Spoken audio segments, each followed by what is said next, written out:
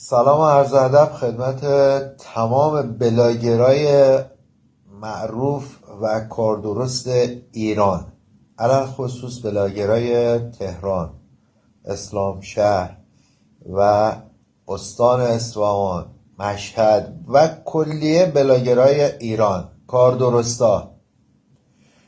ازتون خواهش میکنم لطفاً این کلیپ رو تا میتونید تو پیجاتون بذارید که این خواهر عزیزمون که حدود 12 روز محدوده اسلام شهر گم شده پیدا بشه و خانوادهش از چشم انتظاری در بیان.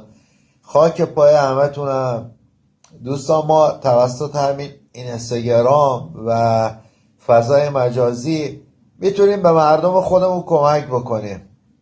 پس خواهش میکنم ازتون از این کار دریغ نکنید و تا میتونید به اشتراک بذارید. مثل علیرضا پیدا شد، افراد دیگه که بودن تو پیجا گذاشتیم پیدا شدن و خانواده هاشون از چشم انتظاری در اومدن.